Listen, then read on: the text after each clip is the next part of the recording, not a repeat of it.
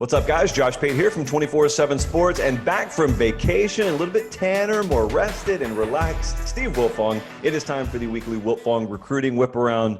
Steve, what do you say we talk about a whole bunch of 5-stars today? I like it. Let's start right at the top. Yeah, let's go to the top and let's talk about Corey Foreman, top overall player in the country here, defensive end, 5 stars next to his name, and a lot of big-time contenders next to his name. Is he staying out west? Is he venturing east to go down south maybe? What's the very latest with Corey Foreman? I think talking to several people, if I was giving you like a majority-minority, I think the majority of the people think he's going to end up in the SEC, with one person saying SEC or maybe even back at Clemson. LSU is doing a tremendous job recruiting Corey Foreman. Mason Smith, the 5-star defensive tackle, is someone that I have as an LSU lean right now, and those two have talked about playing together.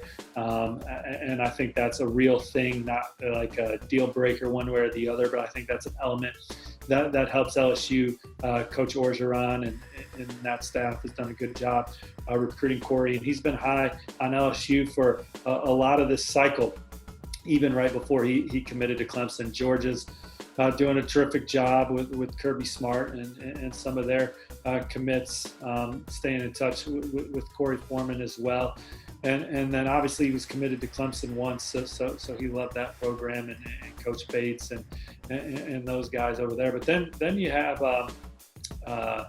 USC, who's the crystal ball favorite, including my forecast. It's not a forecast I feel that good about right now, but I certainly think USC's in there with Corey Foreman. And if you're USC, you're thinking, in addition to proximity, but hey, he hasn't even met our new defensive coordinator, Todd Orlando, in person, or our defensive line coach, Coach Vic Sautato, they hired from Virginia. And so there's some upside there for him to eventually, hopefully, who knows what this pandemic's going to dictate, but get around those guys in person beyond a Zoom meeting or a FaceTime call or what have you, and vibe there. Oregon's pushing hard for Corey Foreman as well.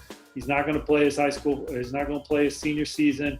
He's going to play in the All-America Bowl and enroll early at the school of his choice. So we should still know what he's going to do in December.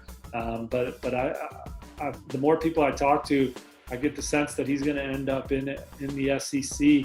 All right, Steve, let's hop right across the line of scrimmage. 5-star offensive tackle Nolan Rucci out of Pennsylvania, the very latest you're hearing with him.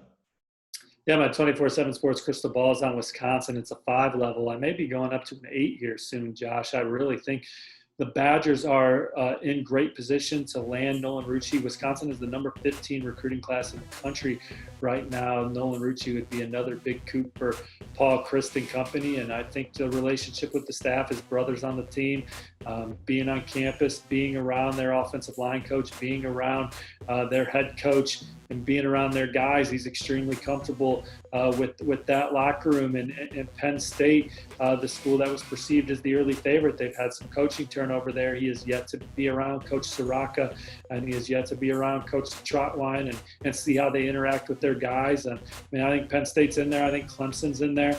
But right now, I just still really like Wisconsin for Nolan Rucci, and he's in no rush to make a decision. But if things continue to play out this way, I'm not sure that a program can surpass Wisconsin in this one. Down in the Lone Star State, 5-star running back Kamar Wheaton, the very latest there. This one I think is still very much up in the air. Talked to a couple people within that football program, and both mentioned the same 4 schools: LSU, Alabama, Oklahoma, and Texas. Each time I had to specifically ask about SMU. I know there's been a lot of SMU buzz. They didn't mention SMU. Doesn't mean they're not in there. I would just have to remind them, and they would be like, "Oh yeah, SMU's in there too." So I think those other 4 are in a good position. He got a chance to visit LSU, and he got a chance to visit Oklahoma and Texas before this pandemic NCAA dead period we're in. I don't know what he's going to do beyond that. I think that it could be any one of those 4 schools, and at this point, and I wouldn't be surprised. Steve, Leonard Taylor, 5-star guy out of South Florida, has an announcement coming up on my dad's birthday, actually. So happy early birthday, Dan Pate, August 6th. If Miami lands him, that's going to be, I don't think we can overstate how huge a deal that's going to be for momentum, for perception. So it looks like Canes Gators here. What's the very latest from your end? Well, Coach Manny Diaz and his staff are kind of changing the narrative in South Florida of keeping some of these elite guys home. We saw them beat Georgia while I was on vacation for James Williams, a young man that was considered a Georgia lean for much of the process. One of the freakiest body types in this recruiting class, 6'5", 220 pounds, could play a bevy of positions on the next level. But Leonard Taylor, he's the coveted guy in my opinion. He's a number 4 overall player in the top 247. He's our number 1 ranked defensive tackle, and Florida was the perceived favorite for much of the process. And beyond that, if it wasn't going to be Florida, I think the early thought was, well, maybe it's a Tennessee that beats out Florida, or maybe it's a Georgia that beats out Florida. But Miami just kind of lied in the weeds there, and they've just done a great job of really building genuine relationships with these kids that are top targets for them, and it's really paying off for them this cycle.